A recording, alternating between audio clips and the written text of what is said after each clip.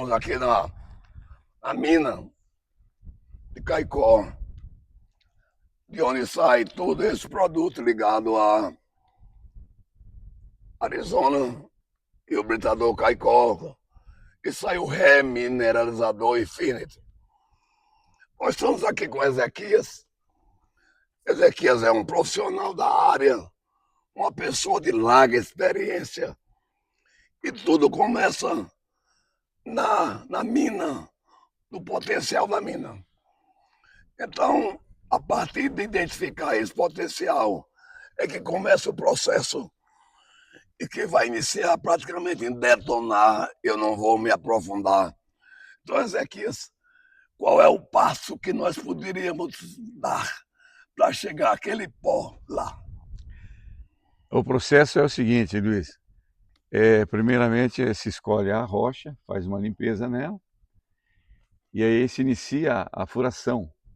São feitos furos com uma perfuratriz, furos de 12 metros, e aí você faz uma malha. Essa malha que vai determinar o tamanho da pedra que vai sair. E depois de pronta essa etapa, usamos explosivos. Temos algumas opções de explosivos, ou granulado ou em gel. E aí a gente contrata uma empresa, ela vem e faz esse processo de detonação para nós. Tudo com liberação dos órgãos competentes, que é o Exército, Meio Ambiente e tudo. E aí toda essa rocha aqui, nessa detonação, ela vai sair. Ela vai vir abaixo. E aí ela vai, com essa malha você determina o tamanho que vai sair. Ele moe. Esse é um britador primário. Isso aí nós vamos. O interessante, eu entendi. O primeiro passo é esse. Está identificada a mina. Depois da limpeza, a perfuração pela empresa que chama Blaster, não é Blaster? Sim, esse é O Blaster é uma empresa que é registrada, especializada nos furos para que haja uma detonação programada. Perfeito.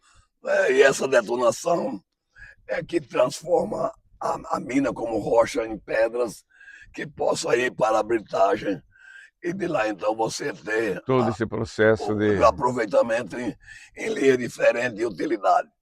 Perfeito. No caso nosso, a gente quer o pó, que é outro processo que a gente pode ir lá, quando no setor que produz isso aí, a gente pode parar e dar uma discutir sobre isso.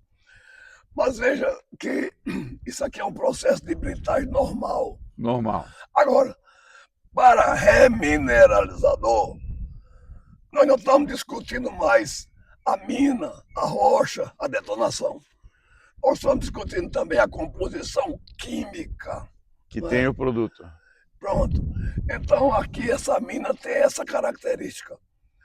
A rocha dela, quimicamente falando, ela tem uma composição de óxido de cálcio, óxido de potássio e óxido de magnésio.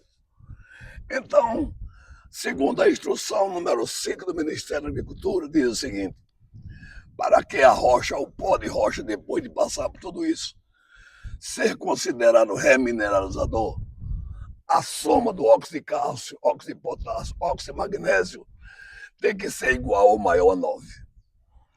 Então, no nosso caso aqui, essa rocha, depois de passar por todo o processo e chegar a uma granulometria, que também é determinada pelo Ministério da Agricultura, a soma desses três ela dá quase 14.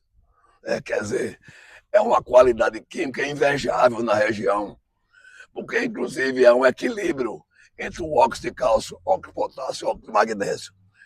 Tem rochas que ela é remineralizador, mas o óxido de cálcio é lá em cima, para que a soma dê 9. Então, das 17 minas que eu visitei, essa daqui tem uma característica que é invejável, inclusive reconhecida pelo próprio laboratório da Universidade Federal de Pernambuco. Quando viu a coloração e que fez a análise química, disse: vocês estão de parabéns, que isso é uma rocha silicática de magma andesítico. Então já é uma garantia muito grande que nós estamos aqui produzindo melhor e fazendo um produto à altura do que a agricultura precisa. Isso é muito bom, eu me sinto satisfeito e honrado em ter uma jazida assim que atende todos esses quesitos. Então, Luiz, você é a pessoa mais indicada para fazer esse processo de remineração. É um homem culto na área, é um expert no assunto.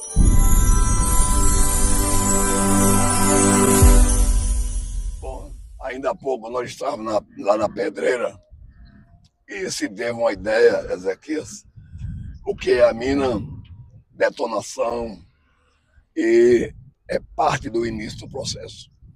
Então aqui nós estamos no setor onde realmente se conhece o resultado que a gente chama de britagem. Agora é com você. Essa pedra vem via caminhões basculantes. Ela passa por um processo inicial que é no britador primário, que ela vem em torno de 80 centímetros cada uma. Ele reduz ela a 5, 6 polegadas, que passa pela peneira, tira aquele fino dela, passa por um cone. E esse cone vai me dar 3 produtos, que é a brita 1, a brita 2 e o pó. O pó ainda passa por um outro processo. Ele passa por uma peneira, depois ele passa por uma segunda peneira, onde a gente vai obter um produto mais fino. E aí sim ele sai um produto final, que é a granulometria desejável. Bom, então esse é o processo industrial para que saia da mina e chegue até um produto que passa a ser usado na construção civil, que no caso seria abrir estrada, essas coisas todas, e o remineralizador. Para vocês terem uma ideia, de 100% de quem vem de lá para cá, sai daqui a brita 1, a brita 2 e o pó, que só é considerado remineralizador se tiver aquela composição química. Então, vem de lá de 100%, aqui são 3 partes, e que necessariamente o pó é parte do processo da britagem. Então, vamos com relação à característica física do pó. A instrução normativa do Ministério, eu posso usar o filler, que é um talco, é bem fininho. Né? O pó, que é o intermediário, é o farelado, que a partícula é bem maior, dependendo da intensidade do uso da agricultura. Se você tem uma agricultura de ciclo curto, resultado rápido, é claro que nós vamos fazer uma recomposição do solo usando pó do tipo filler talco, né, que ele absorve muito mais rápido. Se é uma cultura intermediária, como a cana-de-açúcar, como o mamão, como a banana, coisa desse tipo, a gente já usa o intermediário, que é o pó. Ele tem parte do filler, tem parte do que eu chamaria a utilização intermediária e tem um pouco até do farelado. A durabilidade do solo é maior e a liberação também.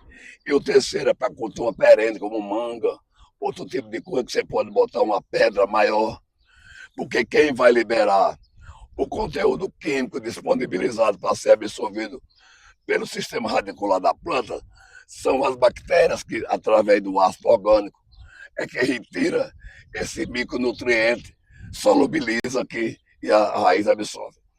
Então, essa é uma característica do processo químico. Tem outra também, Ezequiel, que é interessante nesse processo do remineralizador. Enfim, o pH desse produto, ele é praticamente neutro.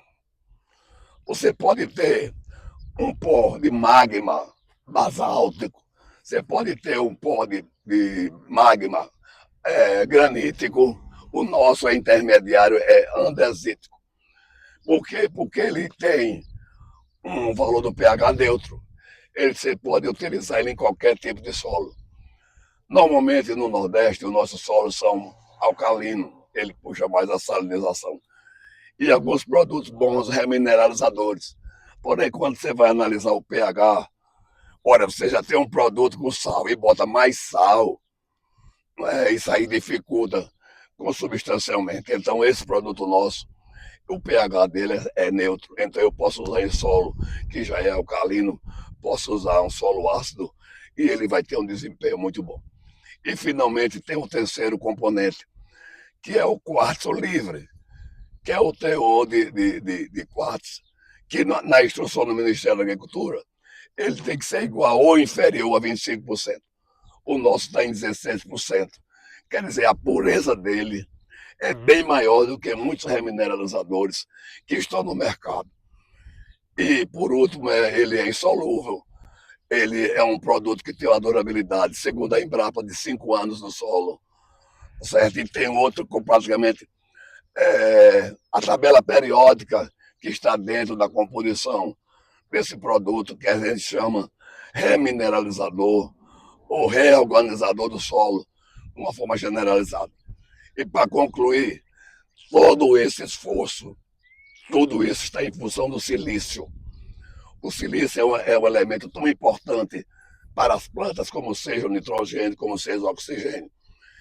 E o silício tem uma característica de ele protege o vegetal em todo sentido, da área foliar. Ele cria uma película, qualquer inseto que vier querer entrar na planta via parte foliar, ele cria essa película e que impossibilita o ataque do inseto. No sistema radicular, nematóide e outras pragas do solo, ele também consegue controlar tudo isso. E, finalmente, aqueles metais pesados, ele também consegue analisar tudo isso. Então, eu diria que o grande segredo da remineralização é o quê? É a composição química, é o tipo da composição granulométrica, qual é o pH de abrasão que a gente chama, em que solo eu posso utilizar, o teor de silício e, finalmente, o milagre que o silício tem produzido em benefício da agricultura. Então, hoje nós temos que ter paciência de conscientizar o nosso produtor rural que o que ele está fazendo, o custo não é astronômico, é aceitável, e até dependendo da recomendação do tipo de solo. Nós podemos ter, em média, 3 toneladas por hectare, pode ser a lança, pode ser na fundação.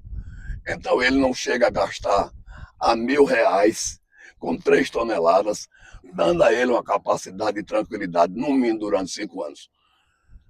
E agora, Ezequias, será que nós estamos no caminho certo? Eu não tenho dúvida, Luiz. Eu acredito que é uma forma natural de você fertilizar um solo e, sem dúvida, acho que é a forma mais barata que tem, comparando com os outros tipos de agrotóxico, né? E de fertilizante. Ezequiel, nós estamos juntos, nós somos irmãos em todos os aspectos. Beleza. Estamos juntos. Tem também o Mal, né, que é da transportadora e tal.